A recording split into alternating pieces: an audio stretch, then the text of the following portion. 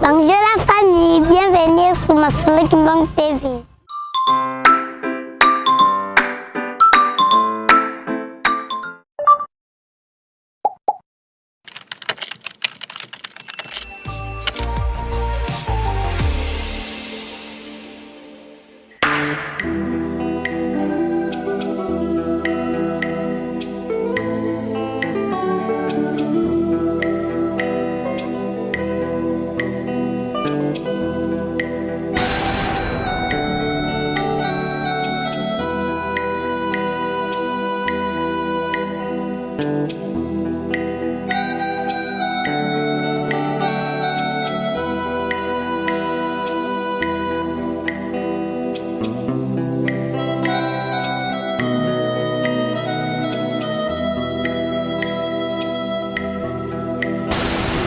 Tata nzambi mumazu basi zetonge yeze izo filakana mizeto za wonzo zituvulanga beto bana Afrika tata utulolo.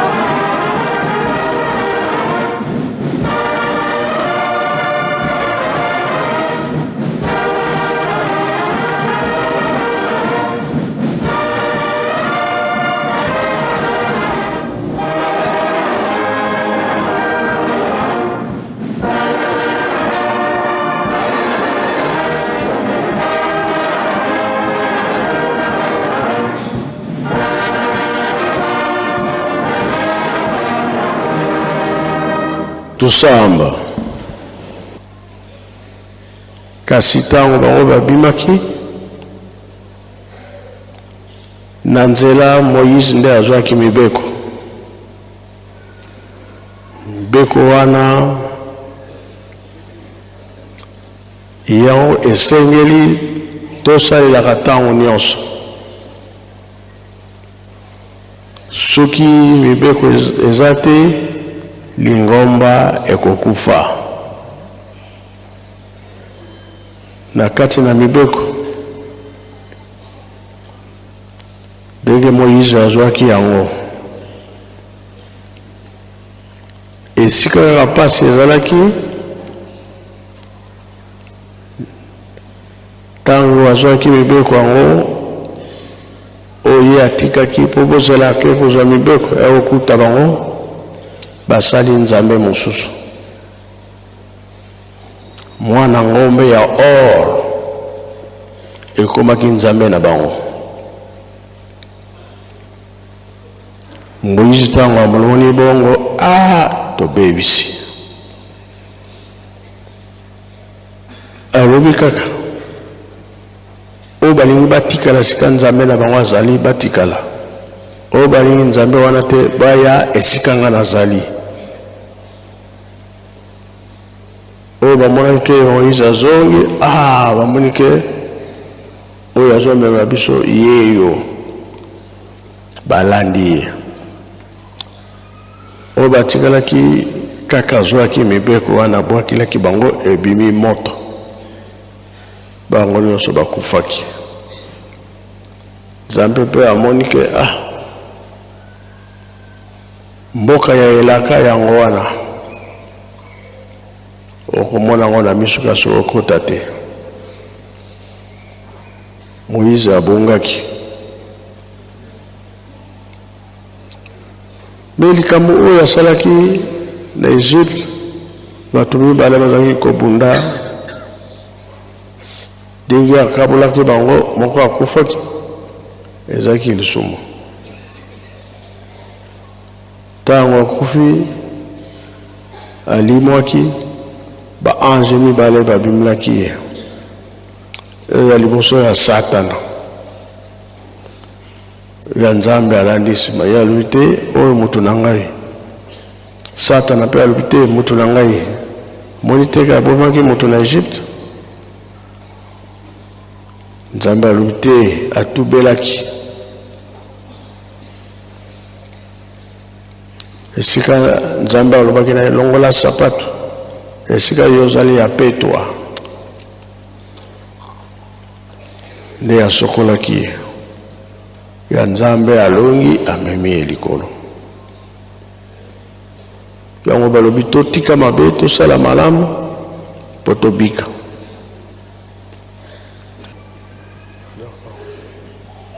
Elakisi te batata balakisi biso makambo ebele. Koya tata Simon Kimbangu na mokili pona loposo mwindo alakisi biso makambo ebele. Tosimba makambo wana nyonso balobaki na biso. Kasi soki bana Israeli bakotaki bowumbu mbala mibale pona nini babebisaki bakweyaki. Yango bakendaki kosala na Babylone na Syrie 70 ans encore. Mais moto alongaki ezali Daniel.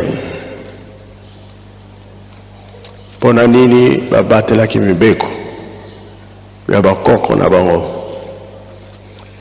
Malgré bazaki na mibeko 613 et Satan akotelaki bango.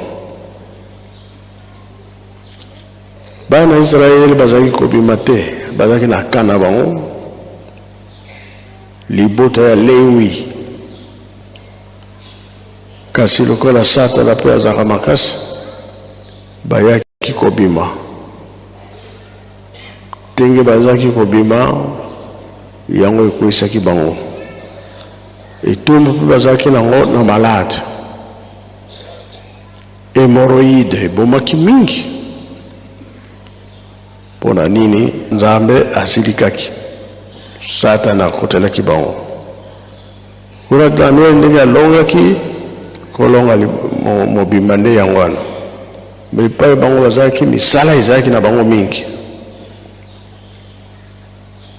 Lelo papa bolingo mibeko pe misala tozongela misala ekobimisela biso mbuma kitoko.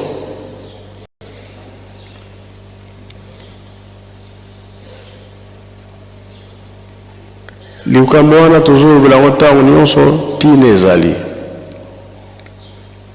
Papa afungolaki lutendele, afungolaki plateau de bateke, afungolaki kunzulu, afungolaki kinkewa, mongwa ndanda, bisike ebele ba musicien bazebi. Mais bisala wana nyonso eza ya kolala. Ngana ningi nazongela misala nyonso wana. Tola musa yango eloko na kosenga. Soki tokomi kosenga 82-86. Soucieux du désastre qui tente d'envahir l'Afrique et répondant à l'appel de notre chef de l'État, le camarade Denis Sassou Nguesso, je cite, « Chaque Congolais où il se trouve doit planter un arbre fruitier. » Ainsi, nous pensons réaliser pour l'avenir 1000 hectares de palmiers à huile sélectionnés, 2000 hectares d'arbres fruitiers, 500 hectares de cultures vivrières, 30 hectares de cultures maraîchères, 300 hectares de culture d'ananas, 1500 hectares de culture industrielle, cacao, café, soja, coton. Nous osons espérer qu'avec la volonté et l'aide de notre Seigneur Jésus-Christ, nous atteindrons l'objectif que l'Église s'est assigné.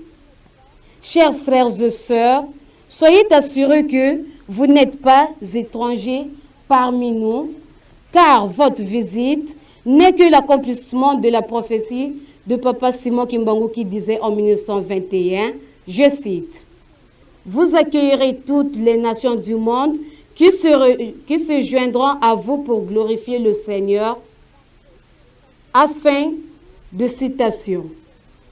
Par cette occasion, nous vous offrons ces maudits cadeaux en guise de souvenir inoubliable de votre passage au centre agricole Kimbangus de Kunzulu. Nous vous souhaitons pour terminer un heureux séjour en République populaire du Congo. Je vous remercie au nom du Père, du Fils et du Saint-Esprit. Amen. Nikamomoko ebenginga yawa. Ba mama na batata na Kunzulu. Surtout ba jeune. Vraiment na zana bo sepele mingi. Ba mama na batata sokoto ye kutunga wa elembo munene. Kunzulu elembo munene. Ekuka kinde tucheka na biso kuna Kunzulu kasi totungi awa. Batata na Kunzulu bolu bate kuna centre kuna ya bisute izali musala binu izali pe lokona binu eloko papate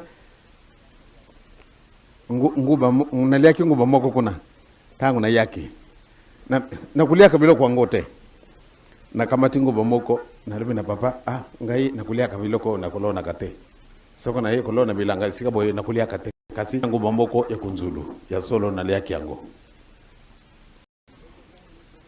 na liaki yango biloko nyonso tuza kusalawa ezali ya yo mutu akosa yo tende papa ukametengo po akende ngona kisasa te ezali mpana kisasa te ezali mpana bino toko bongisa siko yo pesa kitoko atandele bokumona kutokutundi sabanda kwawa tokutunga vile moko awa ya bandimi ba mama na batata Kunzulu ye tochia mulende mpate nzambe tata nkole yezeli musantu bakokozala sinzi na bino ebispe to yako kenda yempe azala sinzi na biso tokani to kujongela bino mokolo mosusu mena lingi to sala mingi beza to sala mingi pambate ngai na lingi sikoyo ba mama ya Kunzulu ba jeune bakumana mokolo mosusu na kutungela bino kalasi awa bino bana na biso na kuchila bino internawa ole bavwana na wambuka ale boya kuvwana na bino bolale awa babokole bino ti ale bokumi batu minene Kunzulu ye ngana simbi binu mingi bolimbisa ngai sikasika tubandi kwa kabwana na kusimba binu banzo pambate bapaya na lingite pambate lubidu zonga kina butu mokolo wala pe bayaki na butu vraiment zara kusalanga pasi yangwana malamu ndeto jonga tangu malamu tikatema oyo kadisinaka ba mama na batata na Kunzulu masalama pambola sika boye ba mama na batata bana mike lokola bakolo oyo bavanda kawa memba oyo to yaki yo tata nzambe zala sinzi na biso kutika te awa na kati na bana na yo moko na kati na bango akokoza na bijale mabe biso to sengile manso ete yo tata nzambe zala sinziri ndenge mukoloma yambo to tera makawa to senga kina yo zala sinziri na baninga pambola bango njuto pe milimu na bango bongisi yango pote bazana nguya bakwa kusala mosala na yo batumule yango ekenda liboso na kumunda tata pe na mwana pe elimu santo yo yaki na biso yo be ko kenda na biso jungi sabisu ndenge biso yaki na kimia na tena na binu misatu ndeto kumi sabino na kumunda tata mwana pe elimu santo amen. Merci presque toute la démarche des discours en Tangamara. Dingue papa a pesé un rapport. Dingue a été qui bandimi. Tikambona mkonjabok tata président Sassou aïba qui m'a camonnion soana parce que azala kapé kuna. Yango isali la 83 2023 40 ans. Toloba 41 ans. Sikoyo président Sassou lobby atinda ki ba gênance pour ba bongisa nzela azuma banani ba portugais ba bongisa nzela wana kolongo na Kunzulu village tina nzela ya lingi kuna na Kunzulu sika bisale ezali ezala vélo, ezala moto, ezala voiture, et bandoko makuna. Et c'est la vie, c'est le terre. Tout ce pénible, tout ce pénible.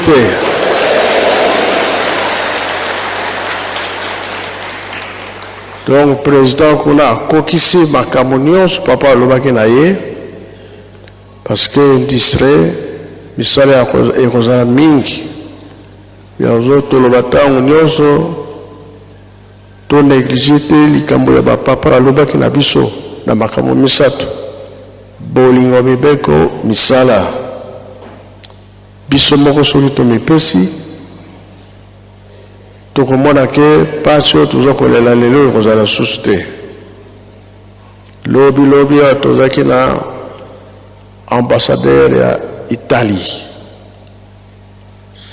tosololaki na ye aye kotala biso ayoki sango ndenge tomipesi na misala atali mpe misala akendaki na ye oyo tosololaki wana tokotala réaction ekozala mpo na misala toza nango toyokani ye tokosala bie tokosala te voilà yango ezalaka développement soki eyaki na mokili mbongo eza nango na mabele na misala tosalaka mbongo eza na mabele tozobondela kimia ekota na este tozalaka madesu tozalaka pomme de terre tozalaka susu nini biloko ebele banyama bambisi ebele elesaka mokili soki boza na fete ya bato ebele soki madesu ezali ekokaka bato soki mpe banyama ezali bie makayabo ekokaka bato esika matanga ezali esika fete ezali esika bato basangani ebele esalisaka soki kimia eza te biloko wana ebungaka ekomaka pasi yango tolobaka tolona tobokola mpo osala biso te nyonso bapapa batikaki tosalela yango tozokomeka mpe kosala misala na lutendele nalingi nasala bino surprise na mbongo ya mike tosengaka ya 3000 francs ya 10 dollars mpona kobimisa misala ya mingi mpo nsinsani ezali mpona kotonga musée kotonga mpe mémorial oyo etikali makambo moke mpe tolandaka yango soki boyoki ke papa asengi boye okanga motema te tokanga motema nga mpe nalingaka ndako ya nzambe ya dimanche ebimaka avant profite pardon nsitsani oyo ya moi dimanche ezali mpona matei mpe na misala moke tozalaki nango yango wana na kombo ya tata mwana mpe tata molimo santo amen.